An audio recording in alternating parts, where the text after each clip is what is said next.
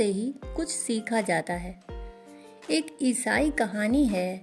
एक बाप के 2 बेटे थे। दोनों बेटे आपस में बड़े विपरीत थे। बड़ा बेटा पुरातनपंथी, रूढ़िग्रस्त और छोटा बेटा बगावती, विद्रोही था। दोनों में बनती भी न थी। बड़ा बेटा तो लीक लीक चलता, लकीर लकीर चलता, लकीर का फकीर बनकर रहता, लक्ष्मण रेखा के कभी बाहर न जाता, और छोटा बेटा लक्ष्मण रेखा के भीतर ही न आता, वह तो बाहर ही बाहर रहता। आखिर झगड़ा इतना बढ़ गया कि बूढ़े बाप ने उन दोनों को अलग कर दिया। संपत्ति बांट दी। छोटा बेटा अपनी संपत्ति लेकर शहर चला गया। छोटे से गांव में संपत्ति का कोई करता भी क्या, सुविधा नहीं थी, चला गया। खूब लुटाया, जुआ खेला, शराब पी, वेश्यागमन किया, सब तरह के पाप किए, सभी तरह की भूलें की।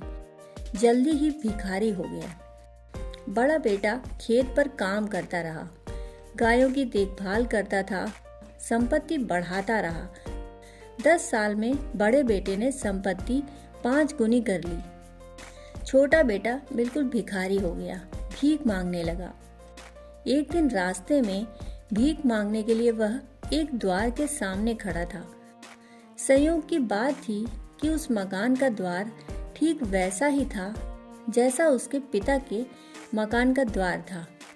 उसे याद आया कि हद हो गई, मैं भीख मांग रहा हूँ, मेरे घर में सैकड़ों नौकर हैं, यदि मैं जाऊं तो मेरे पिता मुझे अब भी माफ कर देंगे। मुझे उनके प्रेम का भरोसा है और अब मैं यह नहीं चाहता कि वे मुझे बेटे की तरह स्वीकार करें।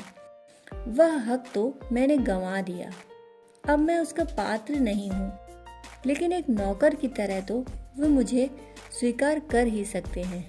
जहाँ सैकड़ों नौकर हैं, मैं भी एक पड़ा रहूँगा, नौकरी करता रहूँगा, गायों के लिए चारा लाऊंगा, खेत में बीज बो दूंगा, फसल काट लाऊंगा।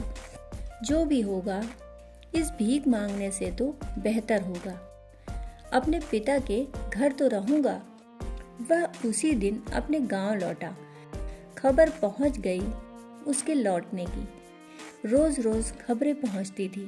पिता पूछता था, क्या हो रहा है, कहाँ तक बात पहुंची, कहाँ तक बात बिगड़ी या बनी। अब तक दुखद समाचार ही आए थे। आज समाचार आया कि बेटा आ रहा है। बाप ने बड़ा उत्सव किया, सारे गांव को भोज पर निमंत्रित किया। बैंड बाजे बजवाए, फूल लगवाए, दीप जलवाए, सबसे कीमती और महंगी शराब तल घरों से निकाली, बहुमूल्य से बहुमूल्य भोजन तैयार करवाए। बड़ा बेटा तो खेत पर काम कर रहा था, उसे कुछ पता ही न था।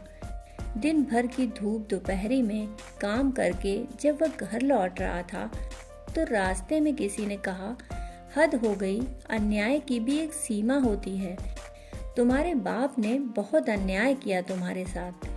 तुम इसके पास रहे, इसकी सेवा की, आज्ञा का पालन किया। तुम्हारे लिए कभी बैंड बाजे न बजे और तुम्हारे लिए कभी गांव को भोज न दिया गया। तुम्हारे लिए कभी शराब की कीमती बोतलें न निकाली गईं। आज तुम्हारा छोटा भाई वह सपूत वापस लौट रहा है तो उसके स्वागत में यह सारा आयोजन है। तुझे कुछ पता है? बड़े बेटे ने सुना तो उसकी छाती धक से हो गई। उसने कहा, यह अन्याय है। आज तक मैंने कभी पिता की किसी बात का विरोध न किया, लेकिन आज मैं बर्दाश्त भी न कर सकूंगा। वह आया बड़े क्रोध में और अपने बाप से बोला, यह क्या हो रहा है? मेरे लिए कभी स्वागत नहीं। बाप ने कहा, तू तो मेरे पास है, लेकिन भटक गया था, वह वापस लौट रहा है। तूने कभी कोई भूल ही न की, लेकिन जिसने बहुत भूलें की वह भूलों से जाग गया है, वह वापस लौट रहा है, इसलिए उसका स्वागत जरूरी है। यह बड़ी ही प्यारी कहानी है। यह कह रही है कि भूल करो, डरो मत, क्योंकि भूल से ही तो सीखोगे। भूल जब शूल बनकर चुभेगी तभी तो हम जागेंगे और हर भूल कुछ सिखा जाएगी। उसी भूल को दोहराना मत, दोहराने में कोई सार नहीं। फिर भूल को ही दोहराने में लकीर के फकीर मत हो जाना। बड़ा बेटा सिर्फ कहानी को पूरी करने के लिए है। बड़े बेटे का जन्म ही नहीं हुआ, क्योंकि जिसने भूलें नहीं की उसने कुछ सीखा ही नहीं। जो कभी दूर नहीं गया वह पास भी नहीं आ सकता। बड़ा बेटा पास है मगर पास नहीं आ सकता, क्योंकि वह दूर ही नहीं गया। दोस्तों, कहानी सुनने के लिए आपका बहुत बहुत आभार।